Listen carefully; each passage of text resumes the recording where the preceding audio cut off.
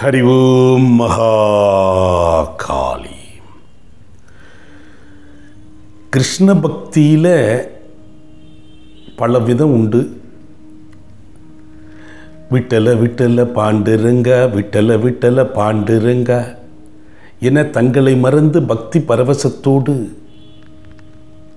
நாம சங்கீர்த்தனமாக ஆடலும் பாடலுமாக அணிதிரண்டு சாலைகளில் பஜனை பாடி செல்கிற காட்சிகளை, கிருஷ்ண பக்தர்களின் அணிவகுப்புகளை எல்லாம் ஏதேனும் ஒரு சந்தர்ப்பங்களில் நாமளும் கண்டிருப்போம்.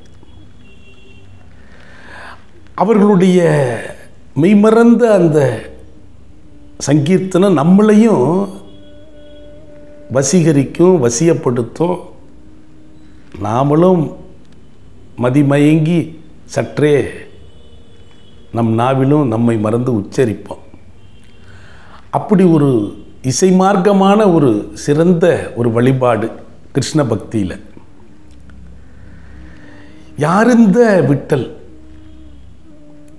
மகாராஷ்டிரா மாநிலத்தில் ஒரு காலத்தில் புண்டரீகபுரம்னு அழைக்கப்பட்டு பிற்காலத்தில் பண்டரிபுரம்னு மருவிய ஒரு புண்ணிய ஸ்தேத்திரம் இருக்கிறது. அங்கே ஜானுதேவர் சத்தியவதிங்கிற தம்பதிக்கு புண்டரீகன்கிற ஒரு மகன் இருக்கிறான். அவனுடைய தனிப்பெரும் சிறப்பு என்னன்னா, அவனுடைய பெற்றோரை அவன் பேணி பாதுகாக்கும் பாங்கு இருக்க, அது அக்கம் பக்கத்தில் இருக்கிறவங்கெல்லாம் கன்னத்தில் கை வைத்து வியந்து பேசும் அளவுக்கு இருக்கிறது.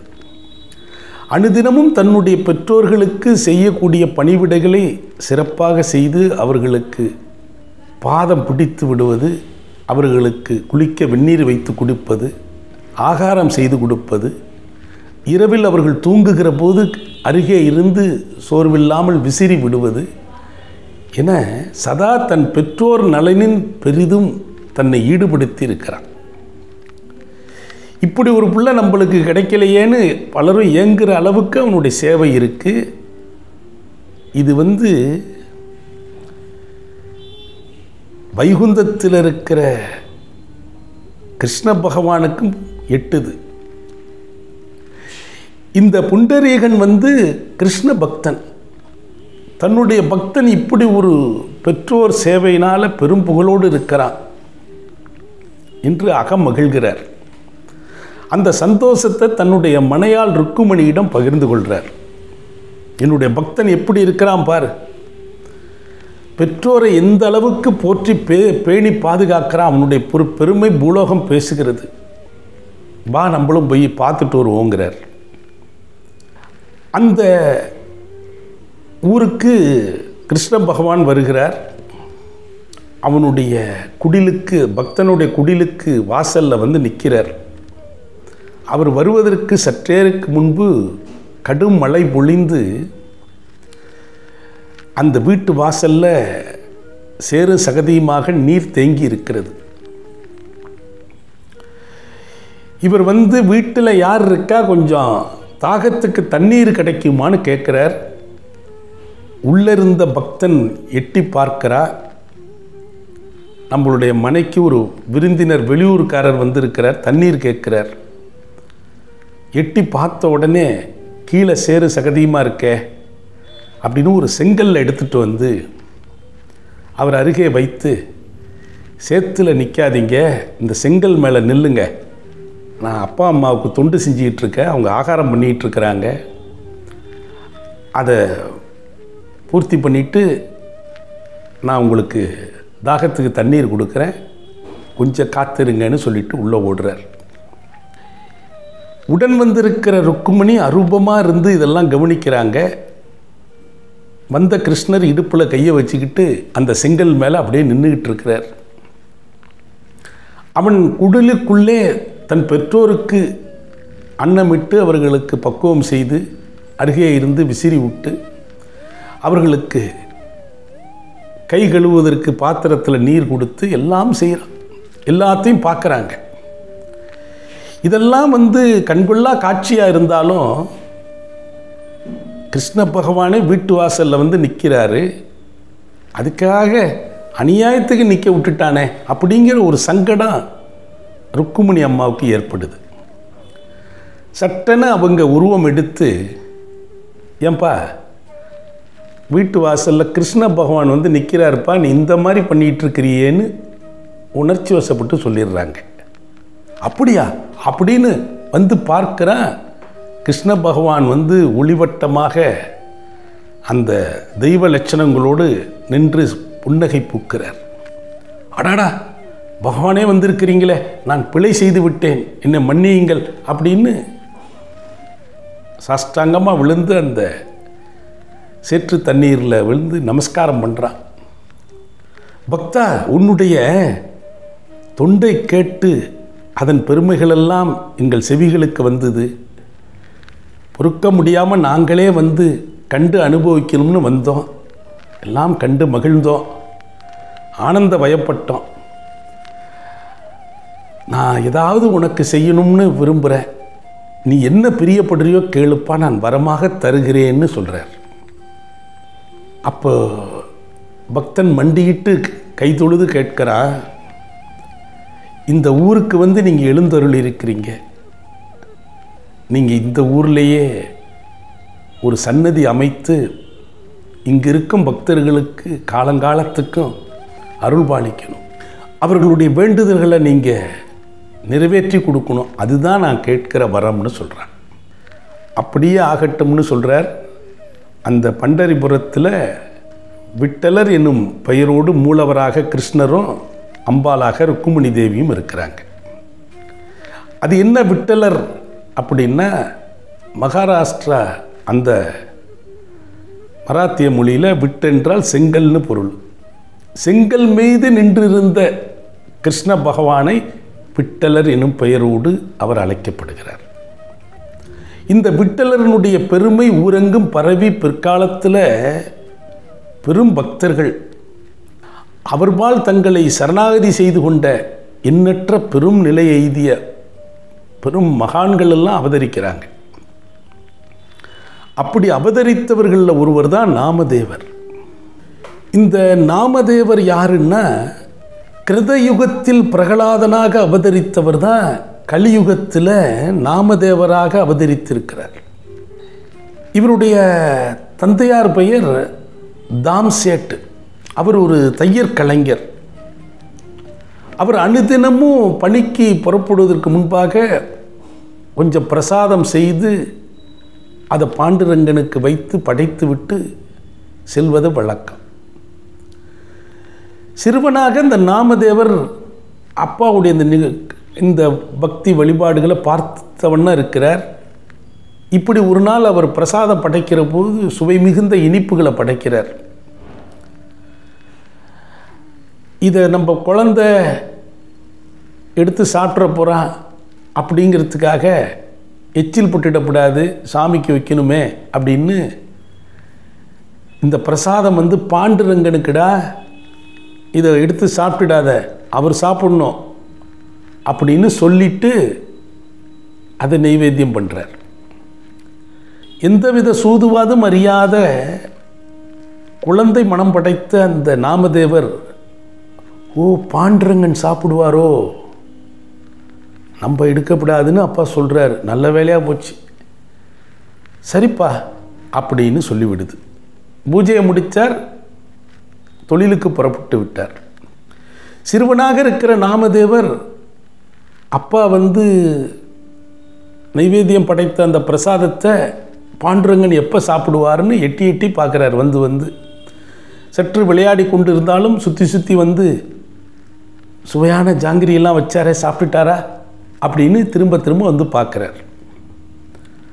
வைத்த படையல் அப்படியே இருக்குது, இன்னும் சாப்பிடல, அப்பா வந்து பாண்டுரங்கன் சாப்பிடுவார், நீ எடுக்காதேன்னு சொன்னார, ஏன் பாண்டுரங்கன் இன்னும் சாப்பிடல, எல்லாமே நல்ல சுவையான இனிப்புகள் தானே, நல்ல பதார்த்தங்கள் தானே வச்சிருக்கிறார் அப்படின்னு தனக்குள்ள கேள்வி கேட்டு கொண்டிருந்தவர் அந்த விக்கிரகமாக விட்டிருக்கிற பாண்டுரங்கன்ட்ட பேச ஆரம்பிக்கிறார்.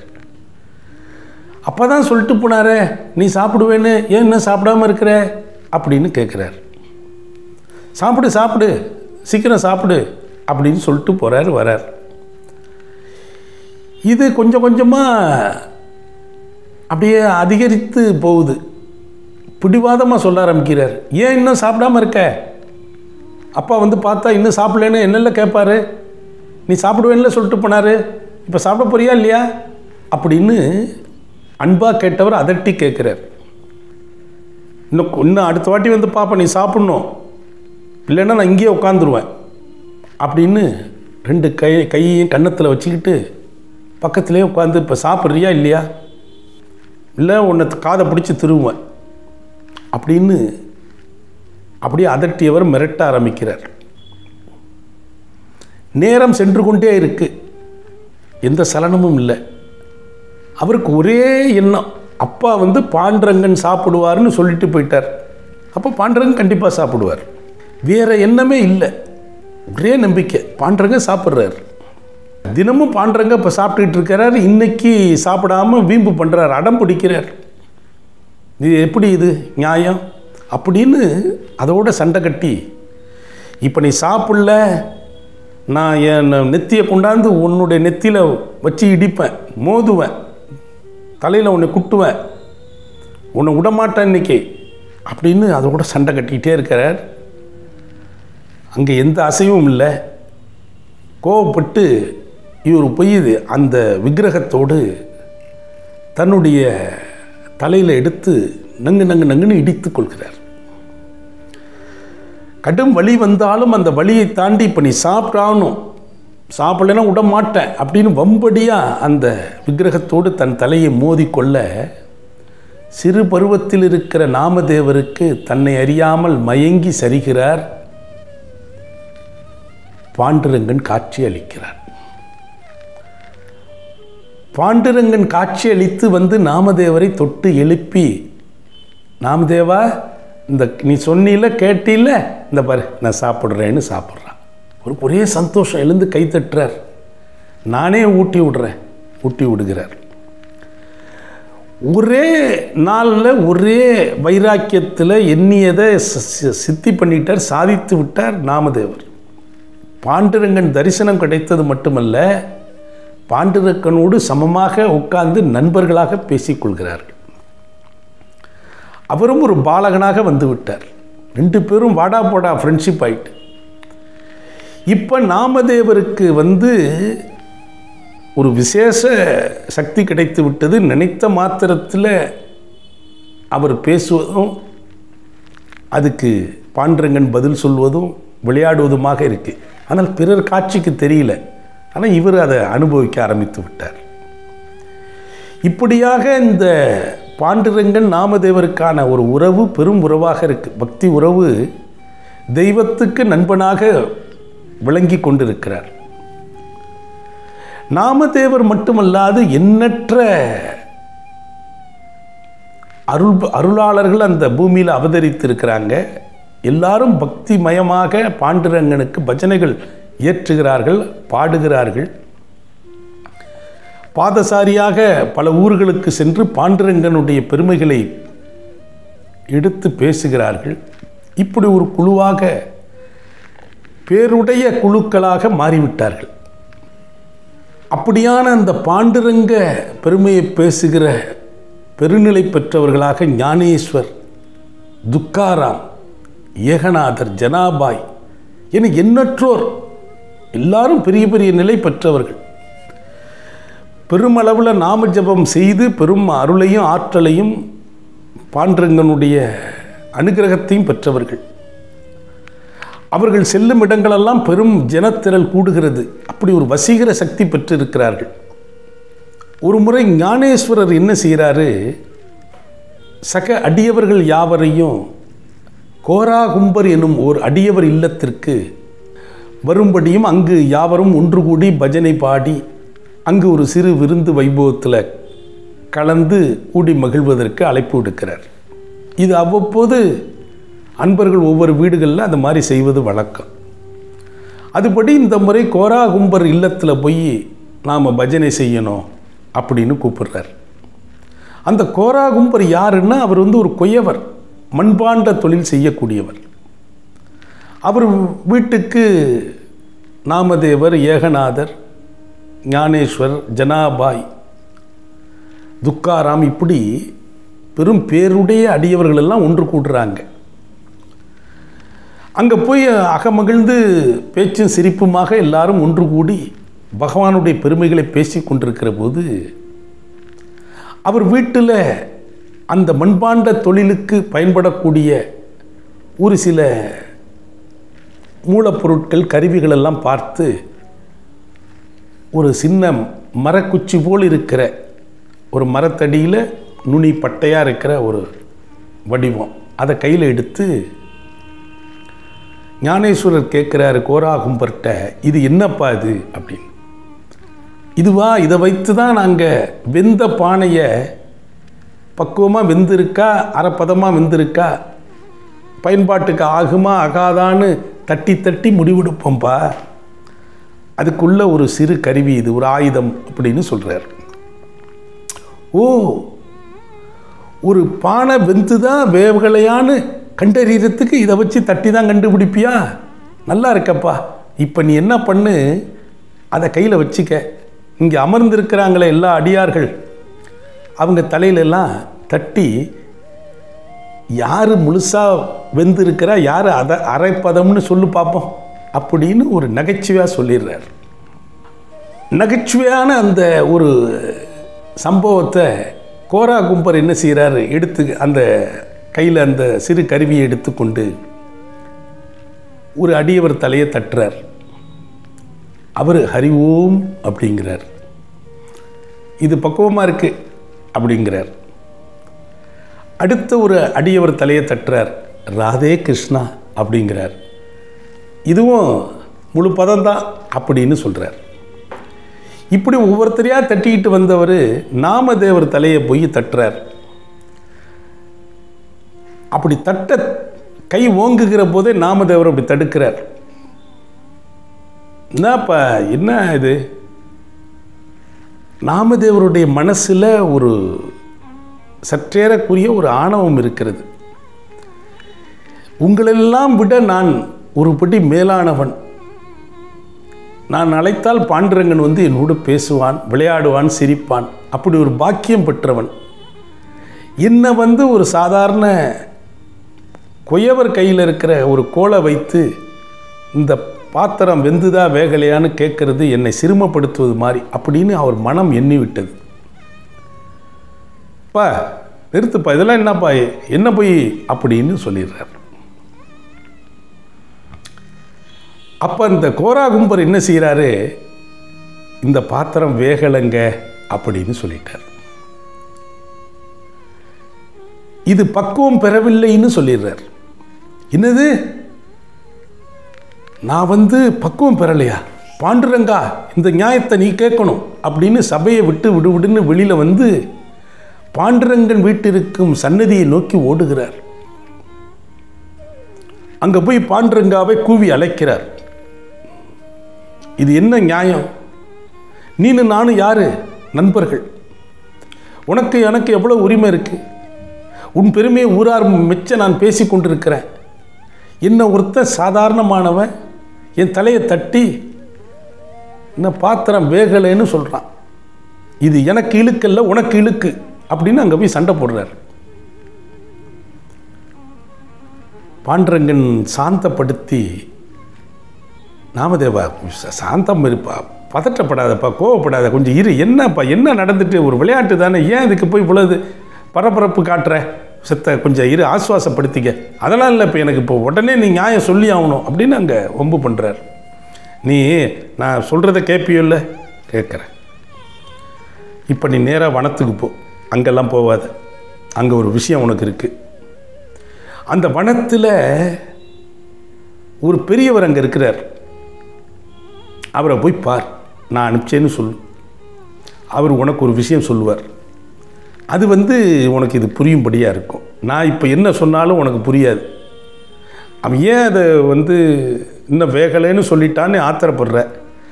அதுக்கு விடை நான் சொல்லுவதை விட நீ அங்கே போய் பார்த்தீன்னா அவர் சொல்லுவாருன்னு சொல்கிறார்.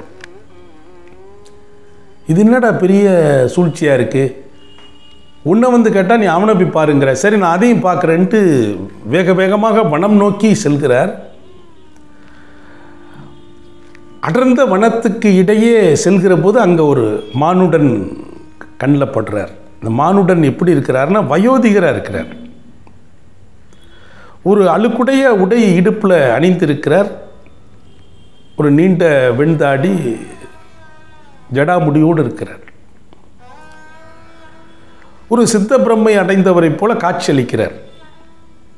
ஒரு அழுக்கடைந்த தேகம். அவர் பார்க்குறதுக்கு ஒரு மரியாதையும் வரல, அசுசையாகவும் இருக்கு. இவர் தான் இந்த வனத்தில் இருக்கிறார், இவரை தான் பாண்டுரங்கன் பார்க்க சொல்கிறாரோ அப்படின்னு ஒரு வேண்டா வெறுப்பு, ஒரு ஆற்றாமல் தனக்கு ஒரு சங்கடம் ஏற்பட்டுட்டுன்னு நினைக்கிற ஒரு நிலை. இவ்வளோதோடு அங்கே போய் நம்ம இருக்கிற நிலைமைக்கு நம்ம கண்டவன்ட்டெல்லாம் நிற்க வேண்டியிருக்கு பாரு அப்படின்னு ஒரு ஒரு ஈகோவோட போய் நிற்கிறார். இப்படி ஒரு ஆழ்ந்த நிஷ்டையில் அமர்ந்திருக்கிற அந்த பெரியவர் இப்படி அரக்கன்னா அப்படி பார்க்குறாரு. இந்த விட்டலுக்கு வேறு வேலையே இல்லைப்பா, சதா அவனையாவது அனுப்பி விட்டுக்கிட்டு இருக்கிறான் என்னை பார்க்கறதுக்கு. நான் என்ன இங்கே சும்மாவா இருக்கேன் அப்படிங்கிறாரு அந்த பெரியவர். என்னடா இது, விட்டல் அனுப்பி தான் நாம் வந்தோங்கிறத அவர் சொல்கிறாரே. கொஞ்சம் பணிவு வருது. நானே ரொம்ப உடம்பு முடியாமல் உட்காந்துருக்கிறேன், என் கை காலே என்னால் தூக்க முடியல, எனக்கு அவனையாவது அனுப்பி வைக்கிறான் பார் அப்படின்னு அவர் அழுத்துக்கிறார். அப்போ தான் பார்க்கிறார் நாமதேவர், அந்த முதியவர் 2 காலையும் இப்படி ஒரு இதில் வச்சிருக்கிறார். ஒரு சாய்வு ஆசனத்தில் அமர்ந்து தன்னுடைய 2 பாதத்தையும் ஒன்றின் மீது வைத்திருக்கிறார். நாமதேவர் அதை பார்க்குறாரு. அது ஒரு சிவலிங்கம். ஐயோ, என்னடா அந்த பெரியவர் சிவலிங்கத்தின் மீது தன்னுடைய பாதங்களை வைத்திருக்கிறாரே, அது சிவலிங்கம்னு தெரியாமல் வச்சுருப்பார் போல் இருக்கு அப்படின்னு நினைத்து நாமதேவர் கேட்குறாரு, என்னங்க நீங்கள் காலை 2 சிவலிங்கத்து மேலே வச்சுருக்கீங்க பாருங்கள், தெரியாமல் வச்சுட்டீங்க போல இருக்கு, எடுங்க எடுங்க அப்படிங்கிறார். அப்பா நானே காலை எடுக்க முடியலப்பா, நீனே கொஞ்சம் எடுத்து அந்தாண்ட வை, அங்கே சிவலிங்கமாக இருக்குது அப்படின்னு கேட்குறாரு. ஆமாங்க சிவலிங்கம் இருக்குங்க, சரி கொஞ்சம் தள்ளி வையுங்கிறார். உடனே நாமதேவர் குனிந்து அவருடைய 2 பாதங்களையும் பிடித்து சற்றே திருப்பி அந்த ஆசனத்தையே திருப்பி இன்னொரு பக்கம் அப்படி வைக்கிறாரு. அவர் பாதத்தை கீழே வச்சுட்டு திரும்பினா மறுபடியும் அந்த இடத்துல ஒரு சிவலிங்கம் இருக்குது. மறுபடியும் அவர் பாதங்கள் சிவலிங்கத்தின் மீதே இருக்கிறது. ஐயோ, என்னடா இங்கேயும் சிவலிங்கமாக இருக்க அப்படின்னு மற்றொரு இடத்துல வைக்கிறார். இப்படி 360 டிகிரி சுற்றி வச்சாச்சு. எல்லா இடங்களிலும் அவர் பாதங்கள் வைக்கிற இடமெல்லாம் சிவலிங்கமாக இருக்கிறது. இது ஏதோ சித்து விளையாட்டு நடக்குது, இவங்க 2 பேரும் சேர்ந்து நமக்கு ஏதோ பண்ணுறாங்க அப்படின்னு ஒரு நிமிஷம் கதி கலங்குறார். இப்போ நான் என்னப்பா பண்ணுறது, நீ தானே சிவலிங்கமாக இருக்குன்னு பாதத்தை அந்தாண்ட எடுத்து வைக்கிற, அப்புறம் அங்கேயும் சிவலிங்கம் இருக்குங்கிற, நான் என்ன செய்கிறது சொல்லு, நீனே எங்கே சிவலிங்கம் இல்லையோ அங்கே பார்த்து வை ராஜா, நான் என்ன பண்ணுறது அப்படின்னு இந்த பெரியவர் சொல்கிறார். அப்படியா, சிவலிங்கம் எங்கு இல்லைன்னு எனக்கு இப்போ தெரியும், அந்த இடத்துல வைக்கிற, கண்டிப்பாக அங்கே சிவலிங்கம் வராது, நான் வைக்கிறேன் இப்போ, எனக்கே சவாலா அப்படின்னு அந்த முதியவருடைய 2 பாதங்களையும் தூக்கி தரையில் இவர் மண்டியிட்டு தனது தலையின் மீது வைத்துக் கொள்கிறார். அப்படியே வச்ச கணத்தில் அண்ட சராசரத்தின் ஊடே இவருடைய ஆத்மா அப்படியே ஒரு அணு வேகத்தில் அப்படியே ஊடாடி பயணித்து எங்கேயோ கொண்டு போகுது. ஒரு சமாதி நிலை பெற்று இந்த பிரபஞ்சத்தின் பேருண்மைகளெல்லாம் அறிகிற ஒரு பெரும் பயணம் நடந்து மறுபடியும் அவருடைய சொரூபத்தில் அமர்கிறது. அப்போ தான் அவர் ஒரு பரிபூர்ண நிலையை பெறுகிறார். ஒரு குருவின் பாதம், குருவின் வழிகாட்டுதல், ஒரு மானுடனுக்கு அவசியம். தான்றோன்றித்தனமாக ஏதோ தனக்கு இளமையில் ஒரு இறைவனுடைய நட்பு கிடைத்தது என்பதற்காக நீ போன வந்தவனெல்லாம் எதிர்த்து மறுத்து அவமதித்தும் பேசக்கூடாதுப்பா. ஒரு குரு பக்தியோடு நீ வரணும். குருவனுடைய பாதம் சிரசில் படணும். அப்போ தான் நீ ஒரு நிலை பெறுவாய். உன்னுடைய ஆணவ நிலையெல்லாம் அடியோடு உன்னை விட்டு விலகியது அப்படிங்கிறத விட்டல் நாமதேவருக்கு சொல்லாமல் சொல்லி கொடுக்கிற உபதேசித்த ஒரு உன்னத நிகழ்வு இது.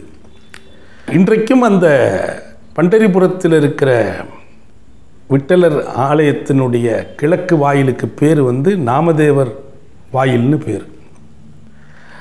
அந்த வயோதிகரனுடைய இரு பாதங்களையும் தன் தலையில் தன்னுடைய சிரசில் எடுத்து வைத்து கொண்ட நாமதேவருக்கு அது சிவனுடைய பாதங்கள்ங்கிறது அப்புறம்தான் புரிந்தது. அது மாதிரி இந்த சிரசில் குரு பகவானுடைய பாதங்கள் பட்டு ஒரு தீட்சை பெறுகிற நிலை இருக்க, அது குரு சீட முறையில் ஒரு முக்கியமான நிலை. இந்த நிகழ்வுகளை பேசுகிற போது இன்னொரு சம்பவம் நினைவுக்கு வருது. இதே போல் குருவின் பாதம் தன் சிரசில் படணுங்கிற பாவத்தோடு நுணுக்கத்தோடு ஒரு செயலை செய்கிறார் கபீர்தாசர். கபீர்தாசர் யாருன்னா, வியாச முனிவருடைய மகன் சுகாச்சாரியார் தான் மற்றொரு சூழலில் கபீராக அவதரிக்கிறார். மானுடர்களுடைய கலவையினால் பிறப்பெடுக்காமல் ஒரு குழந்தையாக நேரடியாக பூமியில் விழுகிறார். அப்படி தான் அவருடைய தவம் இருக்கு. வேண்டி கேட்டுக்கொள்கிறார். அந்த காசியில் குழந்தை இல்லாத ஒரு இஸ்லாமிய பெண், நமக்கு குழந்தை இல்லை, நமக்கு ஒரு அல்லாஹ் கொடுத்து அவன் ஒரு குழந்தைன்னு எடுத்து வளர்க்குறாங்க. அதனால் அவருக்கு பெயர் கபீர். அவர் வளர்ப்பால் இஸ்லாமியராக இருந்தாலும் நினைவால் அவருக்கு மனசில் ராம நினைவு இருக்குது. ராம பக்தி அவரை வசீகரிக்கிறது. ராமநாமம் சொல்பவர்களை கண்டால் ஈர்த்து விடுகிறது. அதே காலகட்டத்தில் காசியில் ஒரு பெரும் நிலையில் இருந்தவர் ராமானந்தர். பெரிய நிலையை பெற்ற ஒரு பெரும் மகான். அவருடைய பாதம் தன் சிரசில் படணும்னு நினைக்கிறாரு கபீர், சிறுவனாக இருக்கிற போதே. இப்போ என்ன செய்கிறாரு, அனுதினமும் ராமானந்தருடைய நடவடிக்கைகளை கவனித்து கொண்டிருக்கிறார். எப்படி போய் அவரிடம் கேட்பது? நானும் ஒரு இஸ்லாமிய பெண் வளர்க்கிற ஒரு மகன், பெயர் கபீர். அவர் நெருக்கமாக சேர்த்துப்பாரோ மாட்டாரோ தெரியாது. அதனால் ஒரு திட்டமிடுகிறார்.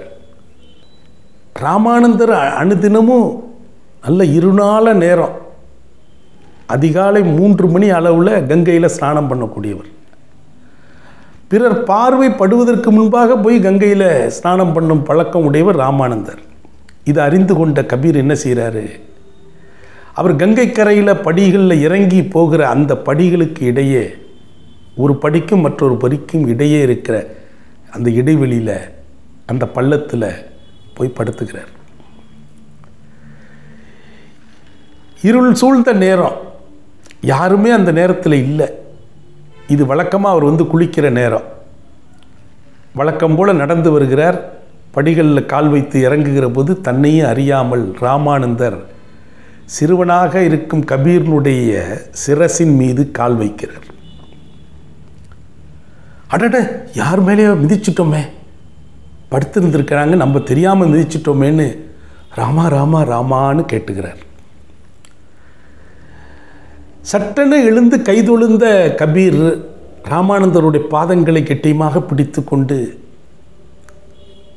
ராமநாமம் அடியனுக்கு கொடுத்து விட்டீர்கள், பரிபூர்ண மந்திர உபதேசம் தாங்கள் வழங்க வேண்டும், அடியன் உங்களுடைய சீடனாக ஏற்க வேண்டுங்கிறார். அப்போதான் அவருக்கு ஸ்ரீராம் ஜெயராம் ஜெய ஜெயராம் என்னும் மந்திரத்தை ராமானந்தர் கபீருக்கு உபதேசிக்கிறார். சிறு வயதிலேயே ஒரு பெரும் நிலையுடைய ராமானந்தர் கையால் உபதேசம் பெற்று பின்னாடி கபீர் பெரிய நிலையடைந்தார், பெரும் புகழுடையவராக மாறினார்.